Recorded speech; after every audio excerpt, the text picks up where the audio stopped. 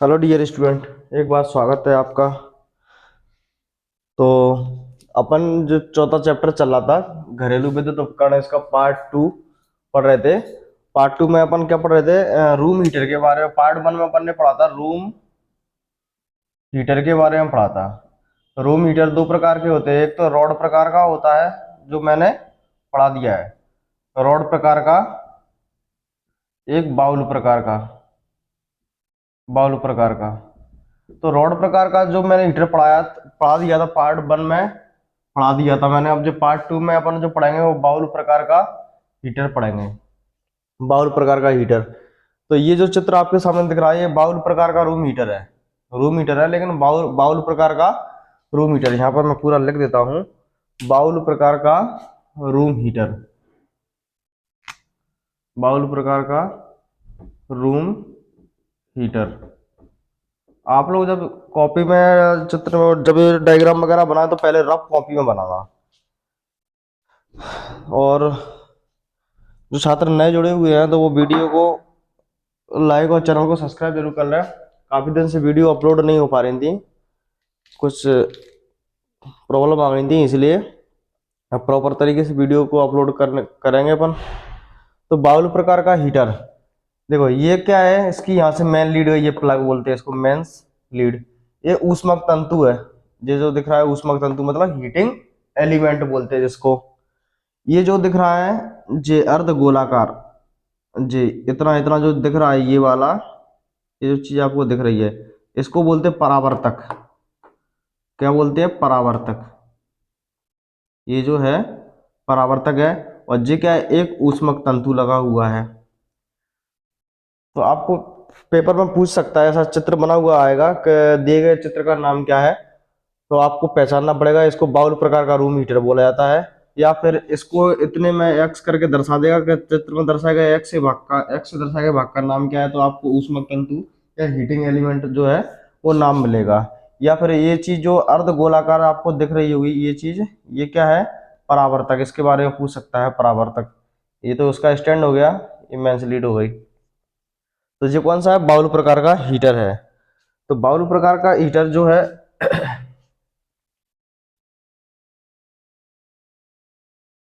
तो इस हीटर के, जो बाउल प्रकार का हीटर है ना, इसके जो प्रमुख भाग भाग और कार्य सिद्धांत सेम टू सेम रोड प्रकार के हीटर के समान है। आपको इतना ध्यान रखना है, क्योंकि बस बाउल प्रकार का जो रूम हीटर है इसके भाग, जो अपन ने भाग रोड प्रकार के हीटर में पड़े हुए थे ना, ऊष्मक तंतु के बारे में पढ़ा था डिटेल से।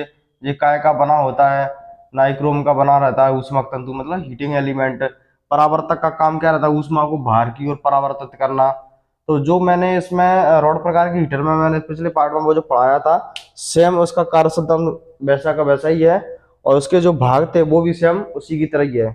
बस इसमें आपको ये ध्यान रखना है कि बाउल प्रकार का हीटर है उसमें ऊष्मक तंतु कितने लगे होते हैं। तो इसमें एक ही ऊष्मक तंतु लगा होता है, एक ही ऊष्मक तंतु। और ये पूछता है कि इस ऊष्मक तंतु की वाट क्षमता कितनी होती है, तो 1000 वाट होती है।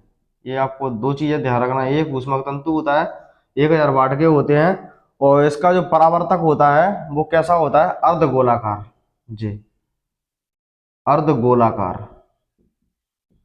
भाई आपको दिख रहा होगा, देखो इस तरीके का है जो परावर्तक जी। अब जी आधा गोला सा है, इसको पूरा कर दो तो पूरा गोलाकार हो जाएगा, तो अर्ध गोलाकार इसका परावर्तक होता है। और इसमें कुछ ज्यादा है नहीं है, तो इसकी मैं थ्योरी लिखवा देता हूँ। तो विशेष रूप से जो छात्र नए जुड़े हुए हैं वो वीडियो को, चैनल को सब्सक्राइब जरूर कर लें।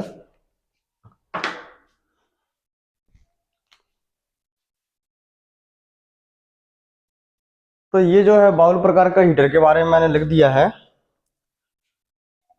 इस हीटर में प्रयोग, इस हीटर के प्रमुख भाग एवं कार्य सिद्धांत, जो जो बाउल प्रकार का हीटर है इसके जो प्रमुख भाग हैं एवं कार्य सिद्धांत, जो कार्य सिद्धांत है वो सेम टू सेम आपको रॉड प्रकार के हीटर में, आप ऊष्मक तंतु को पढ़ लेना उसमें रॉड प्रकार के हीटर के बारे में, तो आपको यहाँ पढ़ने की जरूरत नहीं पड़ेगी। परावर्तक के बारे में आप उसमें रॉड प्रकार के हीटर में पढ़ लेना, जो पिछले पार्ट में अपलोड है, इससे पहले एक पार्ट वन में। तो वो है। तो कार्य सिद्धांत और भाग इसके के समान है, रॉड प्रकार के हीटर के समान है। फिर इसमें क्या है, बाउल प्रकार के रूम हीटर में लट्टू के आकार का एक ऊष्मक तंतु लगा होता है। जे लगा हुआ है लट्टू के आकार में, जे क्या है, एक ऊष्मक तंतु लगा होता है। ऊष्मक तंतु को हिंदी में बोलते हैं हीटिंग एलिमेंट। तो लट्टू के आकार का क्या लगा रहता है, ऊष्मक तंतु। ये चीज आपसे पेपर में पूछ सकता है कि बाउल प्रकार के हीटर में जो ऊष्मक तंतु तंतु लगा रहता है वो काय के समान होता है, तो लट्टू के आकार के समान होता है। फिर पूछेगा कि इसका जो परावर्तक होता है वो कैसा होता है, तो इसका अर्ध गोलाकार परावर्तक प्रयोग किया जाता है। जी भी आपको अच्छे से ध्यान रखना है कि बाउल प्रकार के हीटर में जो है परावर्तक, ये जो चीज आपको दिख रही होगी ये कैसी है, अर्ध गोलाकार है। अर्ध गोलाकार प्रयोग किया जाता परावर्तक। यह हीटर केवल एक ऊष्मक तंतु वाला होता है। इसमें क्या एक ऊष्मक तंतु है, उसमें क्या दो ऊष्मक तंतु लगे रहते थे। इसमें जरूरत के हिसाब से जैसे ज्यादा सर्दी पड़ रही तो दोनों को चालू कर दो, कम पड़ रही तो एक को चालू बना रहने दो। तो इसमें क्या है, एक ऊष्मक तंतु वाला होता है जिसकी वाटेज क्षमता 1000 वाट होती है। ये 1000 वाट का होता है। तो जो बाउल प्रकार का हीटर आपका हो गया। अब बाउल प्रकार की हीटर के बाद में अब आता है विद्युत स्टोव। विद्युत स्टोव के बारे में पढ़ेंगे। जो हीटर आपने देखा होगा, सादा जो हीटर होता है खाना वगैरह पकाने का जो हीटर होता है, उसके बारे में इस पढ़ेंगे।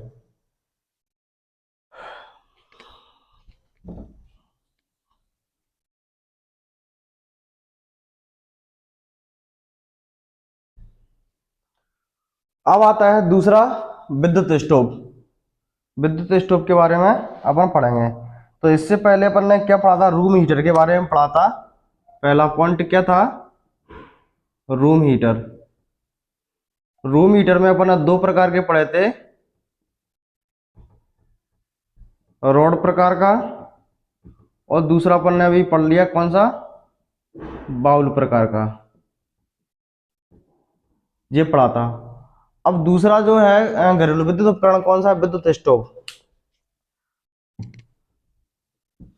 तो रसोई घर में प्रयोग किए जाने वाले जो विद्युत उपकरण होता है, विद्युत स्टोव कहलाते हैं। रसोई घर में मतलब जो खाना वगैरह जो पकाते हैं उनमें जो प्रयोग किए जाने वाले जो उपकरण हैं विद्युत स्टोव कहलाते हैं।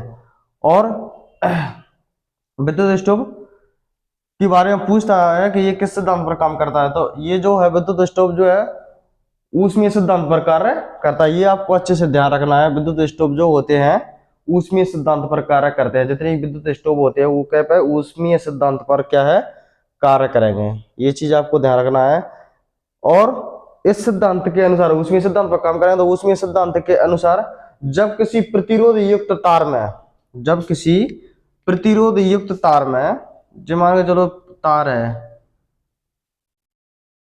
जे इस तरीके का, जब किसी प्रतिरोध युक्त मतलब इसके साथ में प्रतिरोध भी है इसका, जब किसी प्रतिरोध युक्त तार में जहां से सप्लाई, धारा बोल दो चाहे धारा या करंट, जब किसी प्रतिरोध युक्त तार में सप्लाई दी जाती है, विद्युत धारा प्रवाहित की जाती है, तो वह क्या करता है, ऊष्मा उत्पन्न करता है। ऊष्मा उत्पन्न करता है, जी ऊष्मा उत्पन्न करता है, धारा प्रवाहित की जाती है, ऊष्मा उत्पन्न करता है। अब विद्युत स्टोव जैसे कौन कौन से होते हैं, जैसे कि हीटर हुआ, आपने देखा होगा हीटर हुआ, स्टोव हुई जो खाना पकाने की इलेक्ट्रिक वाली, इंडक्शन हीटर जो आते हैं वो ही, और हॉट प्लेट, हॉट प्लेट आपने देखी होगी, हीटर की जो प्लेट रहती है वो हॉट प्लेट। केतली, जो चाय गर्म करने वाली जो केतली होती है इलेक्ट्रिक वाली आती है। टोस्टर, जो ब्रेड पपड़ी वगैरह जो पेटीज वगैरह जो गर्म होती है वो थोड़ी थोड़ी चलती रहती हैं, तो वो है। तो इनके बारे में पूछेगा कि ये किस सिद्धांत पर काम करती हैं, तो ऊष्मीय सिद्धांत पर काम करती हैं। ऊष्मीय सिद्धांत पर काम करने वाले व्यक्तियों का जो पावर फैक्टर होता है वो क्या होता है, एक होता है। ये तो आपको मैंने वैसी नॉलेज दे दी है, आईटीआई सिलेबस में है नहीं है, लेकिन टेक्निकल एग्जाम में जरूरत पड़ेगी आपको इस चीज की। तो इसका जो है ये जो क्या विद्युत धारा के ऊष्मीय सिद्धांत पर काम करते हैं। ऊष्मीय सिद्धांत क्या होता है कि जब किसी प्रतिरोध युक्त तार में विद्युत धारा प्रवाहित की जाती है तो ऊष्मा उत्पन्न होती है। ये चीज आपको अच्छे से ध्यान होना चाहिए। नोट कर देता हूं मैं ये चीज को। रसोई घर में प्रयोग किए जाने वाला वैद्युतिक उपकरण, रसोई घर में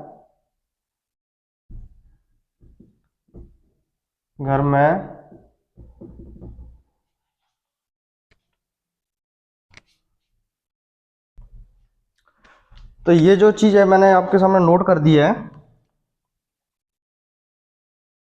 ध्यान से समझना। विद्युत स्टोव, रसोई घर, जो खाना वगैरह पकाते हैं उसको बोलते हैं रसोई घर में प्रयोग किए जाने वाला वैद्युतिक उपकरण। वैद्युतिक उपकरण मतलब लाइट से चलने वाला उपकरण विद्युत स्टोव कहलाता है। विद्युत स्टोव क्या कहलाता है कि रसोई घर में प्रयोग किए जाने वाला वैद्युतिक उपकरण, विद्युतिक उपकरण मतलब लाइट से चलने वाला उपकरण क्या कहलाता है, विद्युत उपकरण या विद्युत स्टोव कहलाता है।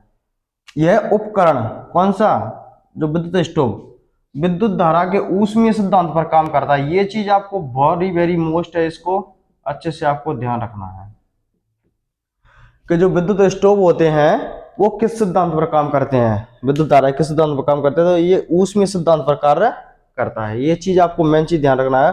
पूछेगा वो आपसे पेपर में कि जो विद्युत स्टोव है वो विद्युत धारा के निम्नलिखित में किस सिद्धांत पर कार्य करेगा, तो ऑप्शन ए में मिलेगा आपको चुंबकीय सिद्धांत पर, ऑप्शन बी में मिलेगा ऊष्मीय सिद्धांत पर, ऑप्शन सी में मिल जाएगा विद्युत अपघटन के सिद्धांत में, कुछ भी दे सकता है। तो आपको ये चीज आपको अच्छे से ध्यान रखना है कि ऊष्मीय सिद्धांत पर कार्य करेगा। अब ऊष्मीय सिद्धांत के अनुसार मतलब इस सिद्धांत के अनुसार जब किसी प्रतिरोध युक्त तार में, जैसे वो हीटर की स्प्रिंग आपने देखी होगी सबने हीटर की प्लेट के अंदर, तो क्या है प्रतिरोध युक्त तार है, प्रतिरोध युक्त तार है, तो उस प्रतिरोध युक्त तार में विद्युत धारा प्रवाहित की जाती है तो ऊष्मा उत्पन्न होती है। जी हो गया। अब बात करते हैं कि कौन से उपकरण है विद्युत स्टोव के अंतर्गत आएंगे। वो जैसे हीटर है, ये आपको अच्छे से ध्यान रखना है। स्टोव है इंडक्शन वाला खाना पकाने का। प्रेस, इसको इलेक्ट्रिक आयरन भी बोलते हैं, इस्त्री भी बोलते हैं। हॉट प्लेट, केतली जो होती है चाय गर्म करने वाली, उसमें चाय इलेक्ट्रिक वाली सिस्टम रहता है डायरेक्ट ही। टोस्टर, जो पेटीज वगैरह गर्म होती हैं वो चीजें, उपकरण, ये क्या ऊष्मीय सिद्धांत पर कार्य करते हैं। अब आपको अच्छे से ध्यान रखना, पूछेगा वो पेपर में आपसे कि जो प्रेस होती है केतली होती है विद्युत धारा किस सिद्धांत पर काम करती है, तो ऊष्मीय सिद्धांत पर काम कार्य करती है, ऊष्मीय सिद्धांत पर कार्य करती हैं। ये अच्छे से आपको ध्यान रखना है। अब ऊष्मीय सिद्धांत पर कार्य करने वाली जो युक्तियां होती हैं इनका पावर फैक्टर पूछ लेता है। पावर फैक्टर क्या होता है इसके बारे में बताऊंगा। पावर फैक्टर क्या होता है, एक या इकाई होता है। ये आपको एक्स्ट्रा नॉलेज टेक्निकल एग्जाम में काम में आएगी। अब इसके बाद में पढ़ते हैं हीटर की प्लेट के बारे में पढ़ेंगे। हीटर की प्लेट के बारे में पढ़ेंगे। अब एक एक चीज कर करके एक एक पार्ट के बारे में पढ़ते जाएंगे। हीटर की प्लेट, क्योंकि हीटर है ना सबसे पहले, तो हीटर की प्लेट, हीटर की बॉडी, फिर स्टोव के बारे में पढ़ेंगे, फिर प्रेस के बारे में पढ़ेंगे, फिर हॉट प्लेट के बारे में, फिर केटली के बारे में, टोस्टर के बारे में, इन सभी उपकरणों के बारे में पढ़ेंगे। तो सबसे पहले अपन हीटर की हेडिंग डालेंगे, हीटर के बारे में पढ़ेंगे। वो जो भी चीजें पढ़ना है वो सब हीटर के बारे में पढ़ेंगे। बस ये चीज ध्यान रखना, ये जो सभी युक्तियां हैं ऊष्मीय सिद्धांत पर काम करती हैं। ऊष्मीय सिद्धांत क्या होता है वो मैंने आपको बता दिया।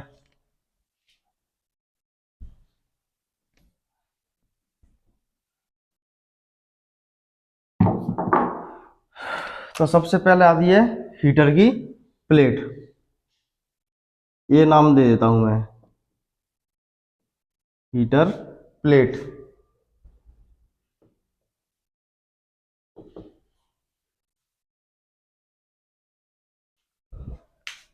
थोड़ा इंक डाल लूं मैं पहले।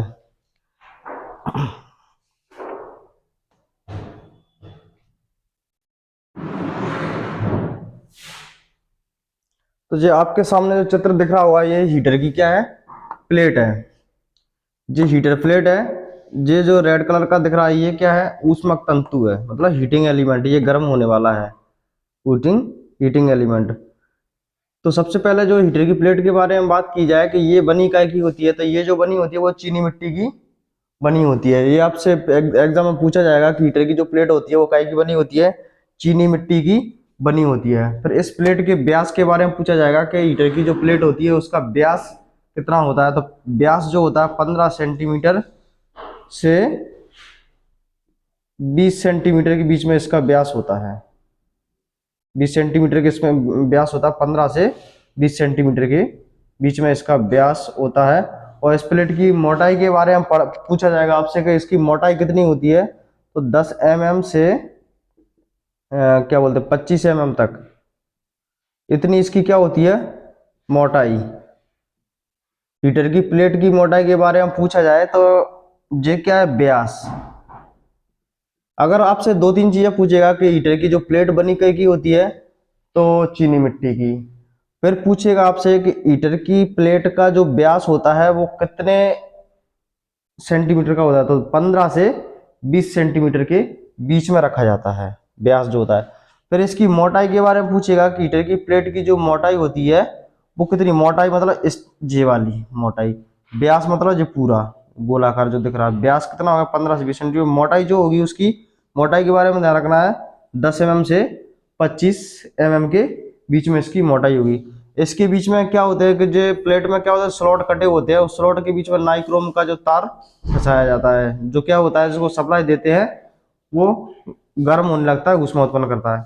अब बात करते हैं कि जो प्लेट है जो कितने डिग्री सेल्सियस तक का तापमान सहन कर सकती है। तो ये चीज आपको काफी इंपोर्टेंट है कि 1300 डिग्री सेल्सियस का जो टेम्परेचर होता है, इतने टेम्परेचर जो सहन कर जाएगी। इससे ज्यादा टेम्परेचर हो गया तो ये प्लेट क्या हो जाएगी, चटक जाएगी। ये चीज आपको अच्छे से ध्यान रखना है। तो इसके बारे में मैं नोट कर देता हूं। तो ये चीज बाकी आपकी समझ में आ गई होगी अच्छे से। तो हीटर प्लेट के बारे में नोट कर देता हूं। यह चीनी मिट्टी की बनी होती है, चीनी मिट्टी की बनी होती है। इस प्लेट का व्यास, इस प्लेट का व्यास बोले तो डायमीटर, व्यास मतलब ये जो वाला है प्लेट का जो व्यास, मोटाई ये वाली जो ऐसी मोटाई में, व्यास जो मतलब जो इस तरीके का दिख रहा ना गोल गोल, तो ये क्या है इसका व्यास। तो इस प्लेट का जो व्यास होता है 15 सेंटीमीटर से 20 सेंटीमीटर के बीच होता है, के बीच होता है। अच्छे से ध्यान रखना है, इस प्लेट हीटर की प्लेट का व्यास पूछा जाए आपसे तो 15 से 20 सेंटीमीटर के बीच में। इस प्लेट की मोटाई के बारे में पूछा जाए तो 10 mm से 25 mm मतलब मिलीमीटर। इस प्लेट की मोटाई 10 mm से 25 mm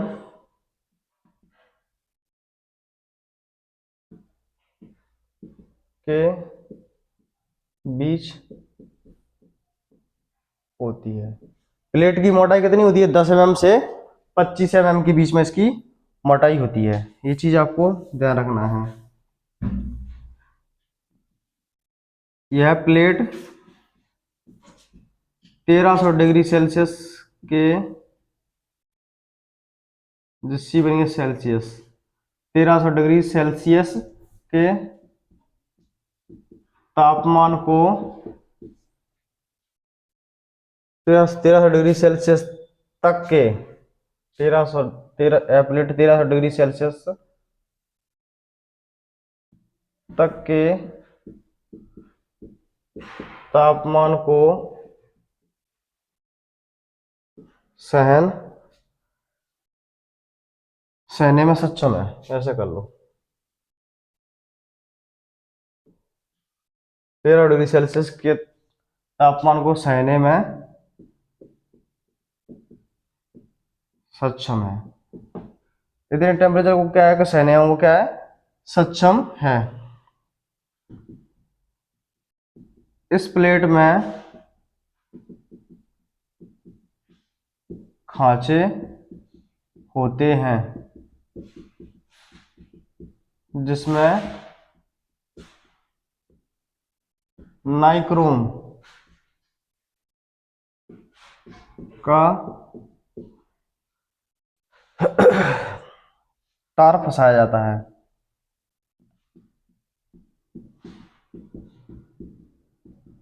जे इसके बारे में पूरी डिटेल हो गई आपको, अच्छे से आपको इसको याद करके रखना है। यह जो प्लेट के बारे में पूछे तो चीनी मिट्टी की बनी होती है। प्लेट का व्यास, ये जो दिख रहा है इतना इतना, प्लेट का व्यास 15 सेंटीमीटर से 20 सेंटीमीटर के बीच में होता है। प्लेट की मोटाई के बारे में बात की जाए तो 10 mm से 25 mm मोटाई, ये जो वाली, ये जो मोटाई दिख रही है, ये जो मोटाई वो कितनी, 10 से 25 mm के बीच में। प्लेट जो है कितने डिग्री सेल्सियस के तापमान को सहन कर सकती है, 1300 डिग्री सेल्सियस के। प्लेट में खांचे होते हैं, उस खांचों में क्या फंसाया जाता है, नाइक्रोम का तार फंसाया जाता है। ये भी आपको अच्छे से ध्यान रखना है, नाइक्रोम का तार फंसाया जाता है। अब बात करते हैं इसका जो हीटिंग एलिमेंट है, जो ऊष्मक तंतु मतलब स्प्रिंग, इसकी जो स्प्रिंग होती है हीटर की स्प्रिंग, उसको बोलते हैं ऊष्मक तंतु। वो काय की बनी होती है, उस कितने कितनी मोटाई का वायर लेना चाहिए, तो उसके बारे में पढ़ेंगे।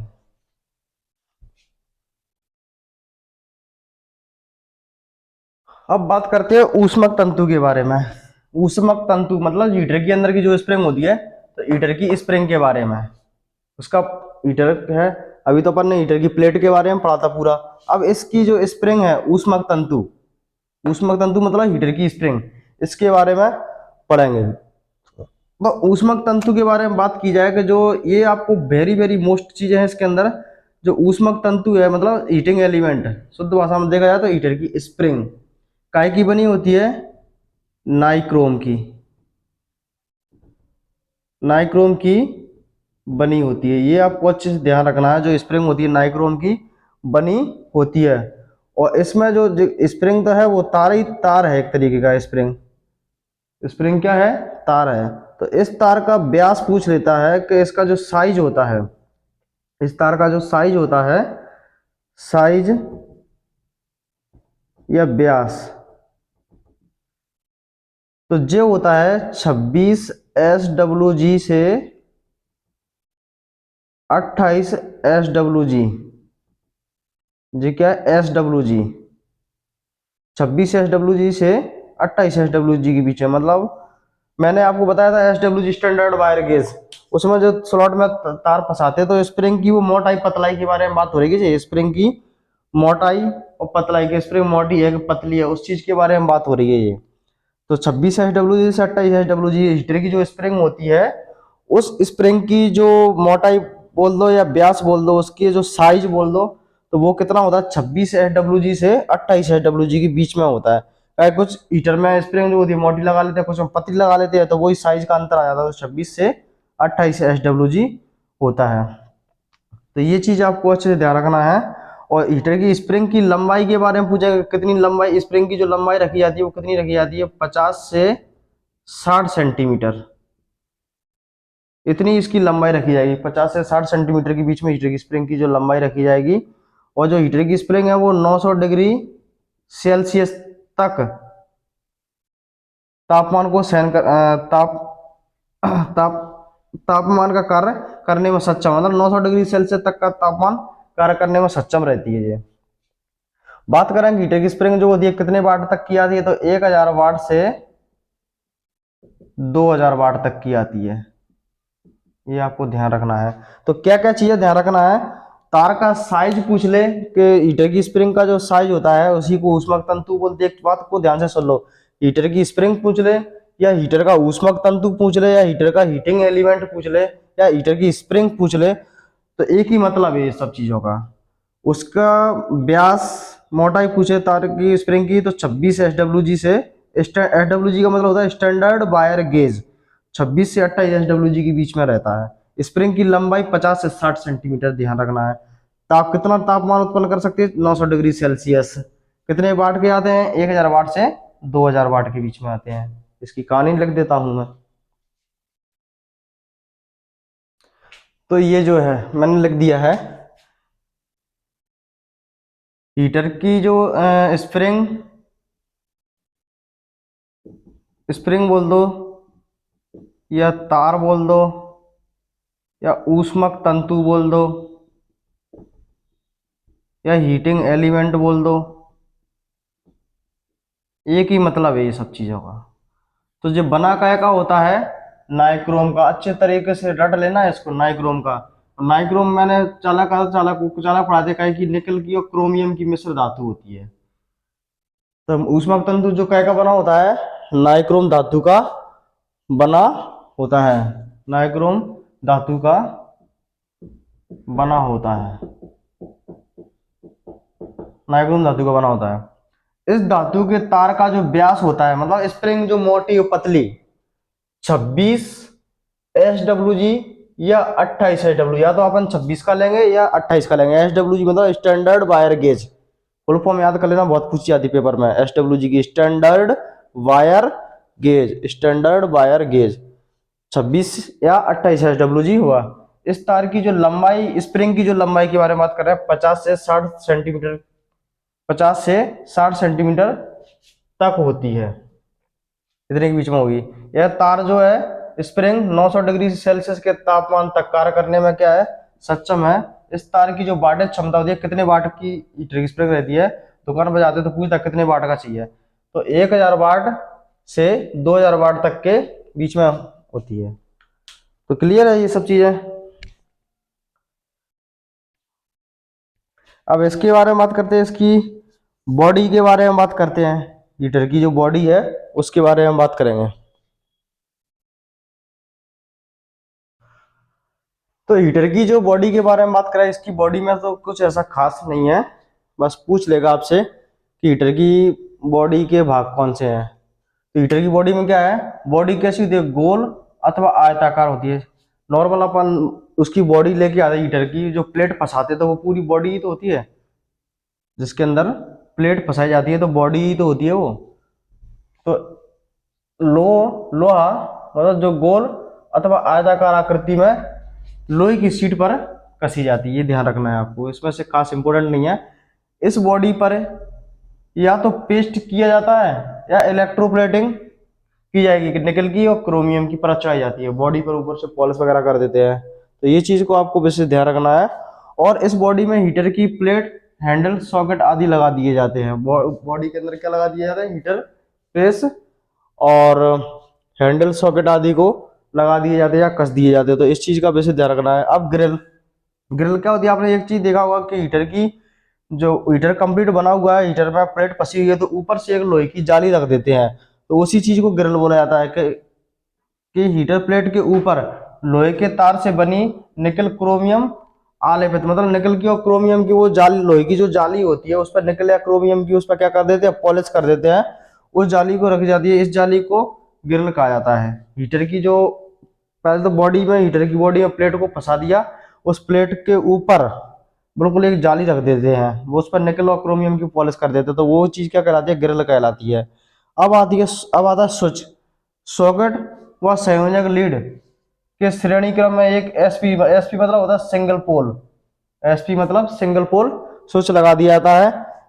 ये स्विच जो होता है 5 एम्पियर से 10 एम्पियर तक और 250 वोल्टेज तक सहने वाला होता है। इतना मतलब वोल्टेज सहन जाएगा, इतने तो वोल्टेज तक कार्य करने में सक्षम है। तो ये चीज आने आ गया है पेपर में, ये इंपोर्टेंट है, पूछेगा पेपर से कि हीटर की प्लेट के अंदर प्लेट को सप्लाई देने के लिए जो सॉकेट वगैरह और जो लीड वगैरह लगाई जाती हैं, वो प्लग वगैरह लगाई जाती है, वो कितने एम्पियर तक होती है, तो 5 से 10 एम्पियर के बीच में रहती है और 250 वोल्टेज तक सहने में सक्षम होती हैं। ये चीज आपको अच्छे से ध्यान रखना है।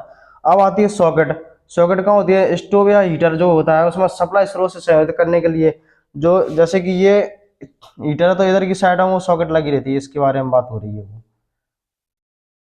तो वो ये सप्लाई स्रोत से संयोजित करने के लिए क्या है, हीटर की बॉडी पर एक सॉकेट लगा दिया जाता है। तो इस चीज के बारे में थोड़ा सा पढ़ लेना, इसमें बस ये थोड़ा सा खास है। 5 एम्पियर से 10 एम्पियर तक जो उसकी स्विच वगैरह होती है वो सहन करने वाला होता है, 250 वोल्टेज तक सहने में होता है। तो ये जो आपका हीटर खत्म हो गया। पहले मैंने रूम हीटर पढ़ाया था, रूम हीटर में मैंने आपको रॉड प्रकार का और बाउल प्रकार का पढ़ाया था। अब जो रसोई घर वाला जो हीटर होता है वो पढ़ा दिया। अब अगले पार्ट में इसके में पढ़ेंगे अपन विद्युत प्रेस, इलेक्ट्रिक आयरन, विद्युत प्रेस के बारे में पढ़ेंगे। तो मिलते हैं नेक्स्ट वीडियो में, नेक्स्ट पार्ट में। जब तक के लिए जय हिंद, जय भारत।